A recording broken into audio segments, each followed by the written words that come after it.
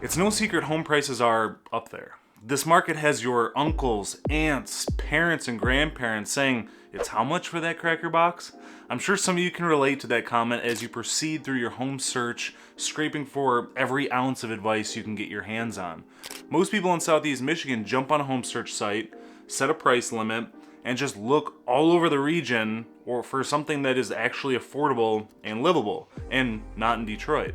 So I figured I would tackle 5 of the most popular suburbs in Southeast Michigan that my clients find themselves in to get a home under $200,000. Some of these may surprise you.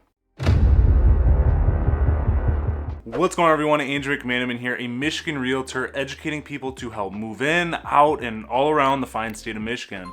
When people think about homes under $200,000 in Southeast Michigan, they assume I'm referring to places like Detroit, Flint, Pontiac, Warren, or some of the smaller nearby suburbs of Detroit. And I'm here to say that is not the case today.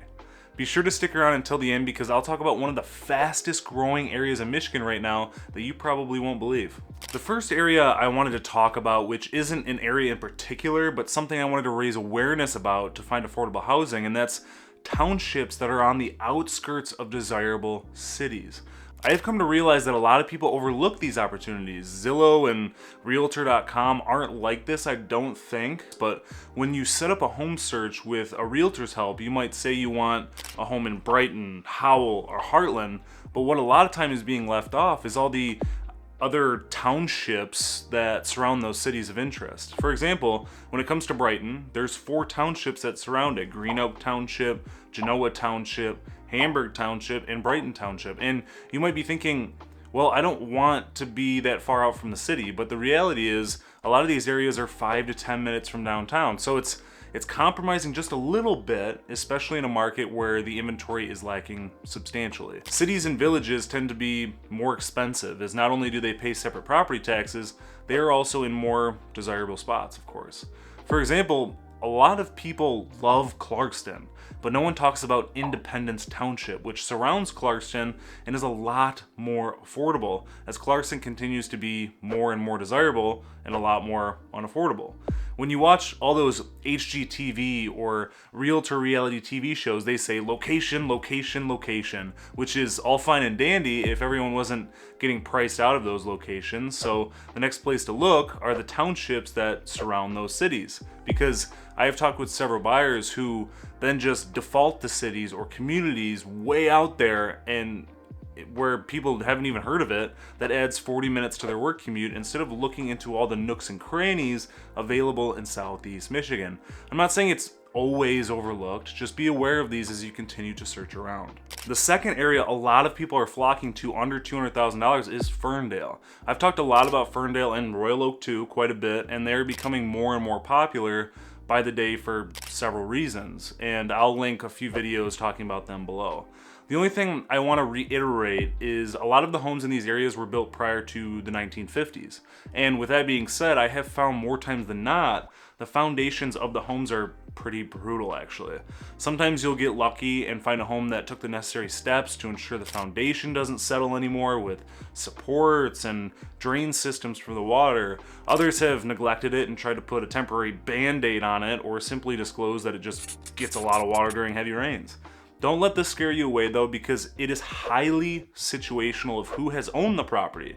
I'm telling you my experience, that's all. You just need to keep an eye out if you take a look out that way. I've talked a lot about being strategic in this housing market in my other videos, being as homes are being sold at a premium, and putting an investor hat on essentially by thinking about ways that you could reasonably add value to the home, so when you do go to sell it, you've added enough to create extra value for the person wanting to purchase it. A lot of these homes still maintain a lot of their original features, which allows you to restore and update accordingly, which is a plus for sure. The third area I wanted to make sure I mentioned are some of the downriver communities. For those of you that don't know the phrase downriver, it's the communities located along the Detroit River south of Detroit. A lot of these areas get a horrible reputation because when people think downriver, they think it's just an extension of Detroit, and that is not the case. Areas such as Trenton, Brownstown, Wyandotte, and Southgate. I'm not oblivious that there are some downriver communities that are neglected, but these communities always have people saying, wait, how's this South Detroit? Maybe it's Journey's song Don't Stop Believing that started it all, I don't know. Just a city boy, born and raised in South Detroit. You can get a reasonable home for under $200,000 in these areas. Brownstown is borderline more expensive than the others, but nonetheless, it's not going to have you saying it's how much for a 2-bedroom, 1-bathroom home with no garage and a basement?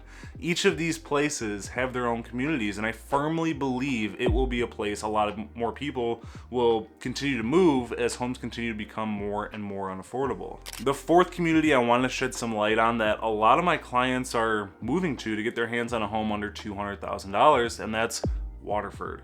I've had several clients move to this area over the last several years to secure a home. It's close to several of the lakes in southeast Michigan. Many of them have lake access too, which is nice. This community doesn't have a downtown, but it is a location that is in the center of all the action, and that's what my clients appreciated while being able to get a home around $200,000. When you set your criteria to homes at $200,000 or just a little over, Waterford tends to yield a lot of those results, which is nice in this market where inventory is so slim that you get 1 or 2 homes that pop up in your area of interest and you think, well, I just have to settle because the options are so limited. It's not so much the case with Waterford. Granted, the whole market is down in homes for sale, but Waterford has more than most, to say the least. The last community or area I wanted to mention is that pocket or border between Livonia, Redford, and Westland. Livonia is the more desirable of the 3 areas, but I have found there's been some budget-friendly homes that are on the border of Livonia and get all the benefits of Livonia while being just a little bit toward the next nearby city. Similar to if you're looking in the Farmington Hills area, but it's right on the Southfield border. And it's not just these areas that have that possibility. There's several throughout southeast Michigan, similar to when I mentioned to keep an eye on Townships. Do the same thing for these nearby cities. As I've mentioned time and time again, when it comes to Michigan, a lot of the times, the only reason you know you're in a new city or township is when you see a sign. Otherwise, they could look fairly seamless in one another. Some Metro Detroit locals may not agree with me on that, and of course I would always tell you to do your due diligence, ask for a realtor's expertise, and see if it's an area that works best for you and your wants and needs. I simply want to create awareness to all these nooks and crannies that have affordable housing in a world where housing doesn't seem to be that way. Before you run away, I wanted to talk about the fastest growing areas in Michigan right now. Aside from Novi being number 1 on the list, it's followed by 2 other southeast Michigan cities.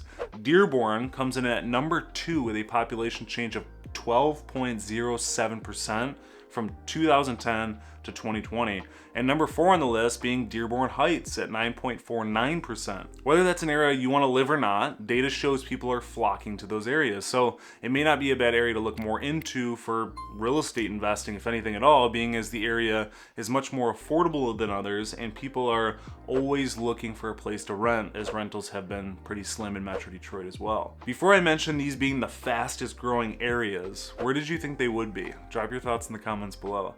Thanks as always for watching. Subscribe and like this video for more information about Michigan real estate coming from a Michigan realtor. Until next time.